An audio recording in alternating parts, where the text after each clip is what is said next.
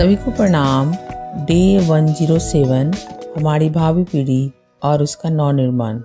आज का शीर्षक है बच्चे अपराधी क्यों बनते हैं। इसके पहले हम लोगों ने पढ़ा कि बच्चे जन्म से अपराधी नहीं होते हैं। जैसे बच्चे जन्म से महान नहीं होते हैं, वैसे ही जन्म से कोई अपराधी नहीं होते हैं। वो धीरे धीरे उनको ऐसा वातावरण मिलता है या फिर उन पर ध्यान दिया नहीं जाता है, ऐसी वृत्तियों की तरफ मुड़ते हैं। और हम अभिभावक के रूप में अगर हम शुरू में संभालते नहीं है या उनको नहीं संभालते हैं तो ये वृत्ति उनके अंदर पनपने लगती है और जैसे से बड़े होते हैं या फिर बड़े होने पर नहीं ध्यान देने पर या फिर इसको इग्नोर करने पर वो ज़्यादा बड़े अपराधी बन जाते हैं। और हम लोगों ने एग्जाम्पल से देखा कि एक माँ छोटे छोटे जब तक उनका बेटा अपराध कर रहा था, चोरियाँ कर रहा था, तो वो छोटी छोटी सज़ा उनको दे रही थी। लेकिन जब उनका बेटा डकैती किया तो उन्होंने खुद जाकर पुलिस में कहा और उनको जेल भिजवाया। वहाँ जाने पर उनकी आंखें खुली और वही आगे चल के एक महान पुरुष बने। तो एक माँ चाहे तो अपने बच्चे को एक ऐसा अनगर से सुगर बना सकती है। इन एग्जाम्पल से हम लोग समझे। आज है बच्चे अपराधी क्यों बनते हैं। बच्चे अपराधी क्यों बनते हैं इसका कोई एक निश्चित कारण नहीं, वरन उनके जीवन से संबंध रखने वाली अनेक बातें हैं जो बच्चों को अपराध की ओर प्रवृत्त करती है। बाल अपराधों के लिए समाज का वह संपूर्ण ढांचा ही उत्तरदायी है जिसमें बच्चों का व्यक्तित्व ढलता है। समाज की जैसी हवा बच्चे को लगती है उसका वैसा ही प्रभाव उसके जीवन पर अंकित हो जाता है। वही बच्चे जन्म से अपराध नहीं होते हैं, जैसे उनको वातावरण मिलते चला जाता है उस हिसाब से वो ढलते चले जाते हैं। बच्चे का प्रथम संपर्क माता पिता से होता है, उसमें अपराधी प्रवृत्ति का बीज बहुत कुछ उसके गर्भस्थ जीवन में ही जम जाता है। जब माता पिता अनैतिक जीवन बिताते हैं। बाल अपराध के प्रसिद्ध अन्वेषक हिली लिखते हैं कि कुछ ऐसे प्रमाण मिलते हैं जिनसे मालूम होता है कि शराब अथवा किसी अन्य नशे में संभोग करने पर पैदा होने वाले बच्चों में पैदाइशी अवगुण आ जाते हैं। जिस तरह शरीरगत दोष, कोढ़, क्षय आदि बीमारियां वंश परंपरागत चलती है, उसी तरह बच्चों के मानसिक संस्थान की बनावट में भी वंशानुक्रम का बहुत कुछ हाथ होता है। हिली ने 1000 बाल अपराधियों पर प्रयोग करके यह निष्कर्ष निकाला कि 56% अपराधी वंश परंपरागत थे। उन्होंने आगे लिखा है कि गर्भकाल में माँ का जैसा जीवन क्रम मनोभाव होता है उसकी सूक्ष्म छाप बच्चे पर अवश्य पड़ती है। यही कारण है कि गर्भकाल में जिन स्त्रियों में उत्तेजना, क्रोध के आवेश अधिक होते हैं उनके बच्चों का स्वभाव भी उत्तेजक, क्रोधी बन जाता है। इसमें कोई संदेह नहीं कि बहुत से बच्चे के अपराध जीवन के पीछे माँ बाप का चरित्र मुख्य होता है। प्रायः हम सोचते हैं कि बच्चों की संगति गलत हो गई, उसकी संगत गलत हो गई, उसके वातावरण ऐसा दिया गया या उसने फिल्मी दुनिया में फिल्मों को देखकर सीख लिया तो वो अपराधी बन गया। लेकिन यहाँ कितनी सूक्ष्म बातें बताई जा रही है कि यदि माता पिता की वृत्ति वैसी हो तो वैसे ही अगर वो वैसी स्थिति में बच्चा गर्भस्थ अवस्था में हो और माता पिता की वृत्ति इस तरह की कुछ हो तो उसका संस्कार गर्भकाल में ही बच्चे पे पड़ता है। इसलिए बच्चे के जो नवनिर्माण है वो गर्भकाल से ही होने लगता है। यहाँ तक कि गर्भवती होने से पहले भी, एक माँ के गर्भवती होने से पहले, उसका बीजारोपण होने से पहले भी भूमि को यदि उस गर्भ भूमि को उर्वर न बनाया जाए, यानी उसको संस्कारित न किया जाए, तो ऐसे ऐसी वृत्तियों वाले बच्चे को उत्पन्न होने की संभावना होती है। तो यानी कि बच्चे को समाज के वातावरण से नहीं बल्कि गर्भकाल के से ही इस तरह के वातावरण अगर शुद्ध और परिष्कृत दिया जाए तो उसकी शुद्धि वहीं से होना शुरू हो जाती है। जब बच्चे का संस्कार हम गर्भकाल में डाल सकते हैं तो कुसंस्कार भी उसके अंदर पड़ सकते हैं।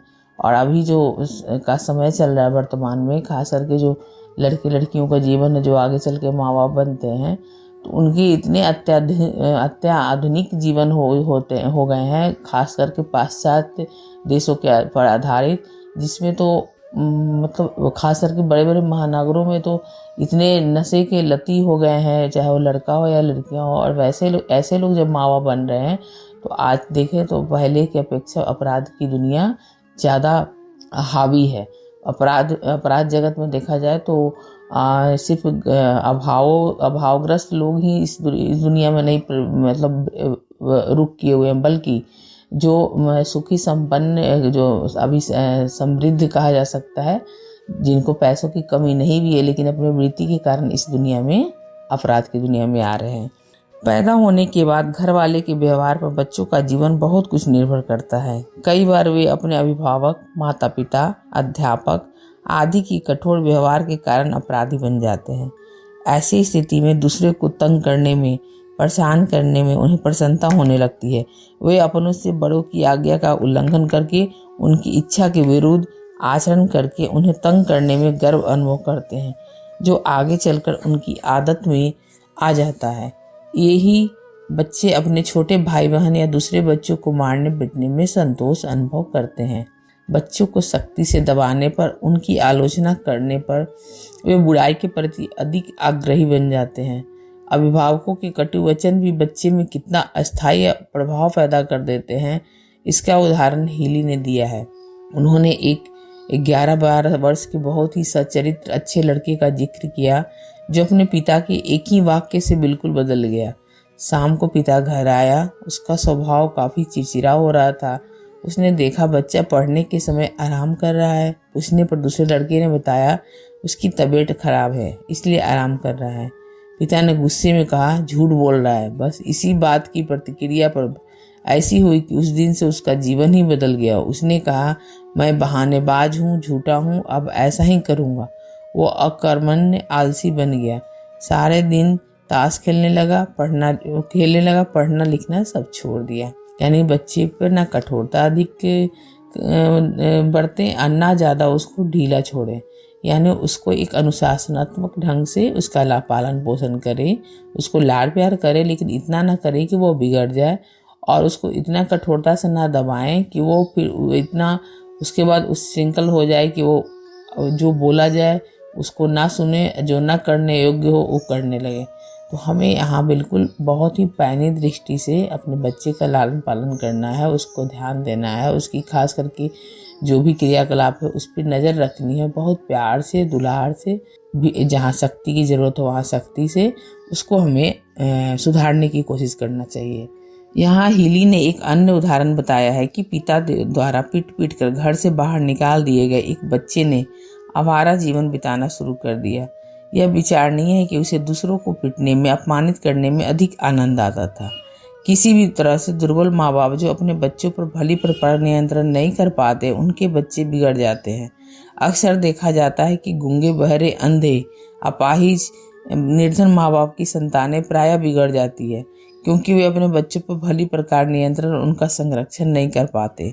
जो माँ बाप दिन भर अपने काम धंधे में ही उलझे रहते हैं, बच्चों के जीवन में कोई दिलचस्पी नहीं रखते, उनके बच्चे बहुधा पथभ्रष्ट हो जाते हैं, क्योंकि बच्चों में उछल कूद की प्रवृत्ति होती है। जब उसे सही दिशा नहीं मिलती तो वह गलत दिशा में प्रवृत्त हो जाती है। ऐसे नेता, सार्वजनिक कार्यकर्ता जो अपने बच्चों के लिए समय नहीं दे पाते, उनके बच्चे भी आवारे बन जाते हैं। आधुनिक युग की औद्योगिक सभ्यता ने जहां बच्चों और अभिभावकों के परस्पर संपर्क को कम कर दिया है, वहां बाल अपराधों की संख्या में भी कम वृद्धि नहीं की है। वही बात है कि जब हम लोग बच्चों की अपनी व्यस्तता के कारण अपने बच्चे को समय नहीं दे पाते हैं, जो स्कूल कॉलेज उनको नहीं सिखा पाता है, एक माँ बाप के रूप में हमें सिखाना चाहिए, लेकिन हम उनको समय नहीं दे पाते हैं, तो इसके कारण वो सिर्फ किताबें दुनिया में जो सीखते हैं वही सीखे रहते हैं। उनकी जैसी संगति होती है वैसी रहते हैं। उनको कोई सपोर्ट करने वाला नहीं होता, उनको इन परिस्थितियों में कोई उनको राह दिखाने वाला नहीं होता है, मार्गदर्शन करने वाला नहीं होता है, तो अपने आप वो उस दुनिया की ओर प्रवृत्त हो जाते हैं। और यहाँ परस्पर संपर्क कम होने के कारण, संवादहीनता के कारण हमारे बच्चे देखा जाए तो अभी आज यदि साधन संपन्नता बढ़ी है, व्यस्तता बढ़ी है, माँ बाप दोनों कामकाजी हो गए हैं, तो यहाँ बच्चे भी हम देखें तो अब ऐसी प्रवृत्ति की ओर कम नहीं मुड़ रहे हैं। अपराधों की संख्या कम नहीं हुई है, बाल अपराधों की संख्या भी बढ़ते जा रही है। अगर आज देखा जाए तो दुष्कर्म की जितनी भी प्रवृत्तियाँ उसमें किशोर बालक की संख्या ज़्यादा होते हैं, क्योंकि उनको सही वो पथभ्रष्ट हो जाते हैं। जब सही मार्गदर्शन देने का समय होता है तो हम एक व्यस्त माँ बाप के कारण हम उनको समय नहीं दे पाते हैं। फिर अन्य कारण है जिसके कारण हम समय नहीं दे पाते हैं, तो यहाँ पर बालकों के अपराधी बनने की संभावना अधिक होती है।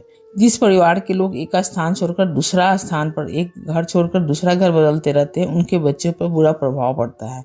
उनके जीवन में अस्थिरता आ जाती है। दूसरों के प्रति ममता, मित्रता एवं अपनेपन की भावना शिथिल हो जाती है। इससे उनमें एकाकीपन, स्वार्थपरता एवं उदासीनता की वृत्तियां उभर आती है।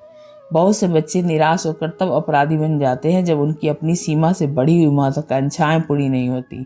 प्यार के स्थान पर बच्चे को फटकारना, स्वयं बच्चे के जीवन में दिलचस्पी न लेकर उन्हें दूसरों पर छोड़ देना, अभिभावकों द्वारा उनके प्रति मनोरंजन, स्नेह का अभाव होना जैसी कई बातें हैं जिनसे वे अपराधी प्रवृत्तियों में लग जाते हैं। घर ही बच्चे की प्रथम पाठशाला है। घर के सदस्यों का व्यवहार ही उसका पाठ्यक्रम है। परिवार में जैसी प्रेरणाएं बच्चे को मिलती है वैसा ही वह बन जाता है। बच्चे को बुराई की ओर प्रवृत्त करने तथा अपराधी जीवन बिताने के लिए बुरे साथी और कई सामाजिक बुराइयां भी कम उत्तरदायी नहीं है। स्मरण रहे, बच्चे को गड्ढे में गिराने वाला, पतित करने वाला, अपराधी बनाने वाला सर्वप्रथम बुरा साथ ही मुख्य होता है। यह साथ पहले घर में ही मिलता है। माता पिता, भाई बहन, रिश्तेदार कोई भी हो सकते हैं जो बच्चों को बुराई की ओर प्रवृत्त करते हैं। उसके बाद फिर पड़ोस, स्कूल और घर से बाहर। स्मरण रहे, कई बुरी आदतों, काम वासना संबंधी बुराइयों का प्रारंभ प्रायः बुरे साथ से ही होता है।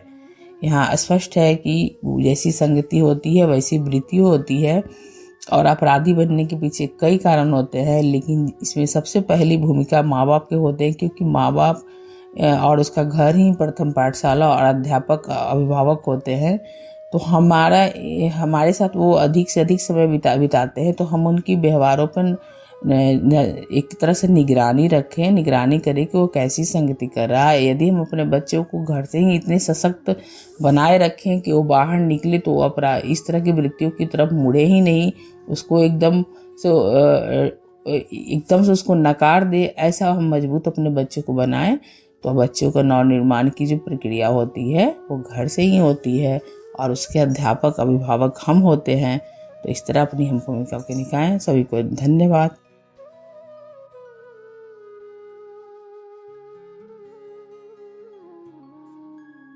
हमारे YouTube चैनल को सब्सक्राइब करें और बेल आइकन को दबाकर ऑल पर क्लिक करें ताकि आने वाले सभी वीडियोस की नोटिफिकेशन आपको मिलती रहे।